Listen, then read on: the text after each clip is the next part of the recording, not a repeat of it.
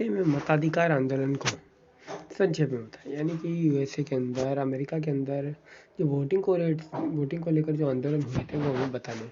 तो महिलाओं को जो वहाँ पर वोटिंग का राइट्स नहीं था, ये आंदोलन हुआ था 1800 से स्टार्ट हुआ था, है ना, यानी कि 19वीं शताब्दी। तो अमेरिका में भी ब्लैक वाइट को लेकर काफ़ी भेदभाव होता था, महिलाओं को राइट से वंचित किया जाता था, इसी गुलामी के कारण उन्होंने आंदोलन कर दिया। अब बात यह थी कि महिलाओं और दासों के अधिकारों को लेकर लुक्रेटिया मोट और एलिजाबेथ कैडी स्टैंटन, इन्होंने आवाज़ उठाई, इन्होंने लड़ाई शुरू की और महिलाओं को जोड़ने का काम किया। इन दो महिलाओं ने जोड़ने का काम किया।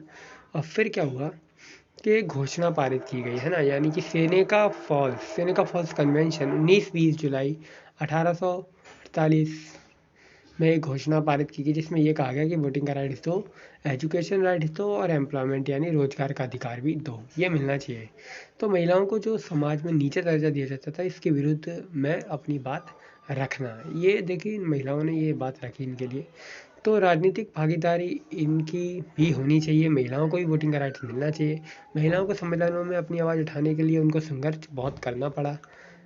और देखा गया 1865 में जो 13वां संशोधन हुआ था, उसमें जो दास की प्रथा थी उसको अवैध घोषित किया गया, है ना, जो भी ऐसा करता उसको सज़ा मिलती।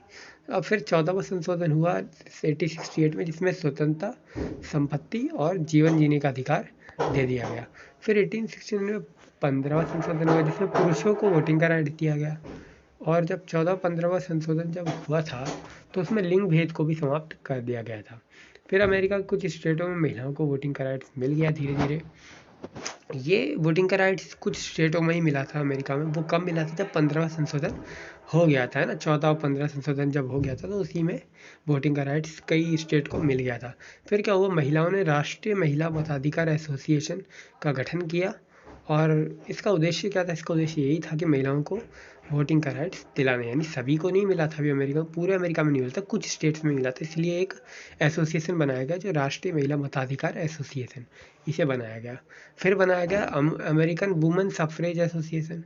इसका उद्देश्य सेम ही उद्देश्य है सबका, कि पर्सपेक्टिव में बदलाव किया जाए, इसलिए बनाया गया, ठीक है। अब सभी एसोसिएशन के द्वारा समान अधिकारों की बात की गई। देखो वही बात है।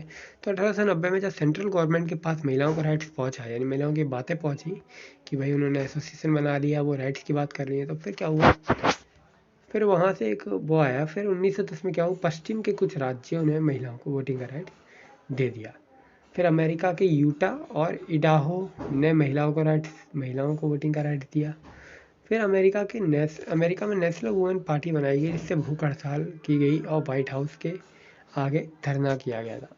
अब देखा गया तो आगे चलकर जब जनवरी 1918 में और जनवरी 1919 में क्या हुआ, एक सदन यानी सदन और सीनेट दोनों में 2/3 बहुमत से बिल पास किया गया। अब क्या हुआ, अमेरिका के अंदर जो मेल फीमेल को लेकर ब्लैक वाइट का लेकर किस्सा था ना, वो धीरे धीरे खत्म हो गया पूरा, और वोटिंग का राइट्स मिल गया। और पूरा देखा जाए तो 26 अगस्त 1920 में पूरे अमेरिका को ये लागू हुआ कि सभी महिलाओं को वोटिंग का राइट्स है, चाहे काले गोरे जो भी है, सबको वोटिंग का राइट्स है।